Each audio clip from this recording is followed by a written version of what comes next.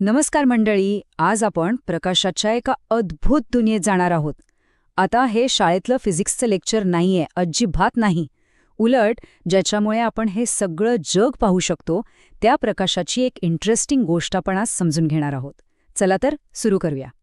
कधी विचार केलाय का, साधा आरसा कसा काम करतो किंवा भिंगाणे गोष्टी मोठ्या का दिसतात? या सगळ्या प्रश्नांची उत्तरं खरं तर आपल्या रोजच्या जगण्यातच आहेत. आणि यामागे आहेत फिजिक्सचे काही अगदी सोपे नियम. आज आपण तेच नियम उलगडणार आहोत. आणि हे सगळं समजून घेण्यासाठी ना आपल्याला फक्त एका प्रकाश किरणाचा प्रवास बघायचा आहे. हो, अगदी बरोबर. तो किरण कुठून निघतो, कुठे जातो, कसा वागतो, हे बघणं खूपच इंटरेस्टिंग ठरणार आहे. आता बघा, प्रत्येक प्रवासाचे काही नियम असतात, बरोबर? तसंच प्रकाशाचेही आहे. आणि हे नियम खूपच सोपे आहेत, अगदी बेसिक. पण ह्याच नियमांवर आरसे आणि भिंग कसे काम करतात हे अवलंबून आहे. तर प्रकाशाचे दोन मुख्य गुणधर्म आहेत. हे असे नियम आहेत जे तो कधीच मोडत नाही. पहिला म्हणजे प्रकाश नेहमी सरळ रेषेतच जातो, तो कधीही असा वाकडा तिकडा प्रवास करत नाही.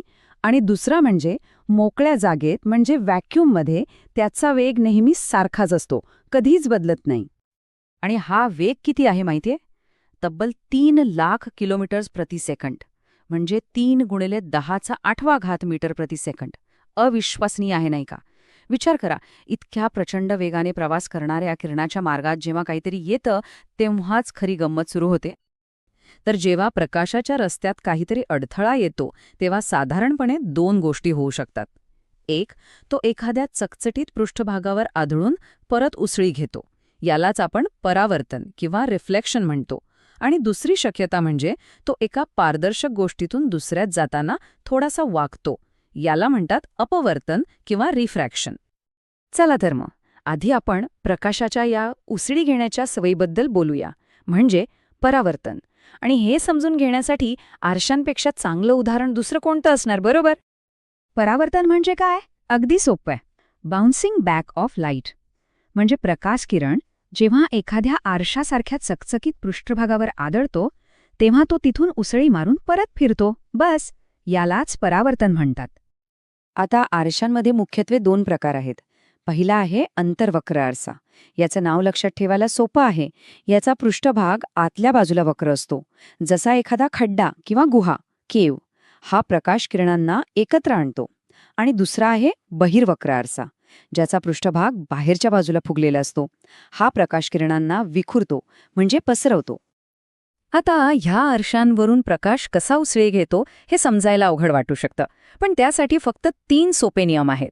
नियम 1, मुख्य अक्षाला समांतर येणारा किरण परावर्तनानंतर नाभीमधून म्हणजे फोकस पॉइंटमधून जातो. नियम 2, याच्या अगदी उलट. जो किरण फोकस पॉइंटमधून येतो तो परावर्तनानंतर समांतर जातो. आणि नियम 3, जो किरण वक्रता केंद्रातून जातो तो त्याच रस्त्याने सरळ परत येतो. बस एवढंच. या 3 नियमांवरून सगळं काही ठरतं. आणि हे नियम फक्त पुस्तकात नाहीयेत, आपल्या रोजच्या वापरात आहेत. बघा, अंतर्वक्र आरसा गोष्टी मोठ्या करून दाखवतो ना, म्हणूनच डेंटिस्ट दातांची तपासणी करायला तो वापरतात. आणि बहिर्वक्र आरसा तो मोठा एरिया दाखवतो, म्हणून आपल्या गाडीचे साईड व्ह्यू मिरर बहिर्वक्र असतात. पाहिलं, फिजिक्स सगळीकडे आहे. बरं, तर प्रकाशाची उसळी कशी काम करते हे आपण पाहिलं. आता वळूया त्याच्या वाकण्याकडे, म्हणजेच अपवर्तनाकडे. आणि अपवर्तन समजून घ्यायचं असेल तर आपल्याला भिंग म्हणजेच लेन्सबद्दल बोलावं लागेल. अपवर्तन म्हणजे नेमकं काय? सोप्या भाषेत प्रकाशाचं वाकणं. हे तेव्हा घडतं जेव्हा प्रकाश एका मीडियममधून दुसऱ्या मीडियममध्ये जातो. उदाहरणार्थ हवेतून काचेत. असं का होतं? कारण प्रत्येक माध्यमात प्रकाशाचा वेग बदलतो आणि हा वेग बदलल्यामुळेच तो आपला मार्ग बदलतो, म्हणजे वाकतो. आता इथे एक इंटरेस्टिंग गोष्ट आहे. भिंगांच्या बाबतीत आरशांच्या नावांपेक्षा काम उलटं होतं. जे भिंग मध्यभागी जाड असतं म्हणजे बहिर्वक्र, ते प्रकाश किरणांना एकत्र आणतं. आणि जे भिंग मध्यभागी पातळ असतं म्हणजे अंतर्वक्र, ते प्रकाश किरणांना विखुरतं, म्हणजे आरशांच्या अगदी विरुद्ध. आणि गंमत म्हणजे लेन्ससाठीचे नियमसुद्धा आरशांसारखेच आहेत, जवळपास सारखेच. पहिले 2 नियम तर अगदी तेच आहेत. समांतर किरण फोकसमधून जातो आणि फोकसमधून आलेला किरण समांतर जातो. पण तिसरा नियम थोडा वेगळा आहे. इथे जो किरण लेन्सच्या प्रकाशीय केंद्रातून म्हणजे ऑप्टिकल सेंटरमधून जातो तो न वागता सरळ पुढे निघून जातो. हाच काय तो फरक. आणि लेन्सेस आपल्या आयुष्यात किती महत्वाच्या आहेत नाही का? बहिर्वक्र लेन्समुळे आपण मॅग्निफाईंग ग्लासने लहान गोष्टी मोठ्या करून पाहू शकतो. कॅमेऱ्यांमध्येही तेच असतं. आणि अंतर्वक्र लेन्स ते चष्म्यांमध्ये, दुर्बिणींमध्ये वापरले जातात, जेणेकरून दूरच्या गोष्टी स्पष्ट दिसतील. आता वाटेल की यामागे खूप किचकट गणित असेल, पण अजिबात नाही. खरं तर ही जादू काही सोप्या सूत्रांवर चालते. ही सूत्र प्रकाशाचा प्रवास कसा असेल हे अगदी अचूकपणे सांगतात. जणू काही प्रकाशाच्या प्रवासाची भविष्यवाणीच करतात. पण थांबा, ही सूत्र वापरण्याआधी एक छोटी पण महत्वाची गोष्ट समजून घेऊया. ती म्हणजे चिन्ह, म्हणजेच साइन कन्व्हेन्शन. हे नियम आरसा आणि लेन्स दोघांसाठी सारखेच आहेत. अगदी सोपं आहे. आरशाच्या किंवा लेन्सच्या डावीकडची प्रत्येक गोष्ट नेगेटिव्ह आणि उजवीकडची पॉझिटिव्ह. तसंच मुख्य अक्षाच्या वर पॉझिटिव्ह आणि खाली नेगेटिव्ह. बस एवढंच. आणि आता बघा ही मुख्य सूत्र.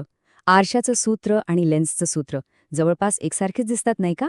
पण यात एक छोटासा पण खूप महत्वाचा फरक आहे. तो आहे फक्त एका चिन्हाचा. आरशाच्या फॉर्म्युल्यात आहे प्लसचं चिन्ह, तर लेन्सच्या फॉर्म्युल्यात आहे मायनसचं चिन्ह. बाकी सगळं सेम. किती कमाल आहे ना हे? आता अजून एक संकल्पना आहे, विशालन म्हणजेच मॅग्निफिकेशन. हे फक्त एक गणितीय मूल्य नाहीये. हे आपल्याला तयार होणाऱ्या प्रतिमेबद्दल दोन खूप महत्वाच्या गोष्टी सांगतं. एक, ती प्रतिमा मूळ वस्तूच्या तुलनेत किती मोठी आहे की लहान. आणि दोन, ती सरळ आहे की उलटी. तर आत्तापर्यंत आपण जे काही पाहिलं त्यावरून एक गोष्ट तर नक्कीच लक्षात आली असेल, परावर्तन आणि अपवर्तनाचे हे नियम फक्त फिजिक्सच्या पुस्तकांपुरते मर्यादित नाहीयेत. ते आपल्या आजूबाजूच्या जगाला आकार देत आहेत. आपण जे काही पाहतो त्या प्रत्येक गोष्टीमागे हेच विज्ञान काम करतंय. विचार करा, गाडी चालवताना सुरक्षेसाठी मोठा व्ह्यू देणारे आरसे, लहान अक्षरं वाचायला मदत करणारा भिंग, दूरच्या ग्रहताऱ्यांचा अभ्यास करणाऱ्या दुर्बिणी. इतकंच काय, आपले स्वतःचे डोळेसुद्धा याच नियमांवर काम करतात. प्रत्येक ठिकाणी प्रकाशाला वाकवण्याची किंवा परत पाठवण्याची किमयाच वापरली जाते. म्हणूनच म्हटलं जातं की भिंगाची प्रकाशकिरणांना एकत्र आणण्याची किंवा विखुरण्याची क्षमता हीच त्याची शक्ती आहे. याचा अर्थ काय, तर जेव्हा आपण प्रकाशाचे हे नियम समजून घेतो तेव्हा आपल्याला प्रकाशाला आपल्या इच्छेनुसार नियंत्रित करण्याची ताकद मिळते. तर मग मुद्दा हा आहे की प्रकाशाच्या या उसळी घेण्याच्या आणि वाकण्याच्या साध्या नियमांवर प्रभुत्व मिळवून आपण चष्म्यांपासून ते मोठमोठ्या दुर्बिणींपर्यंत सगळं काही बनवलं. आता जरा विचार करा, याच नियमांचा वापर करून भविष्यात आपण अजून काय काय अविश्वसनीय गोष्टी बनवू शकू.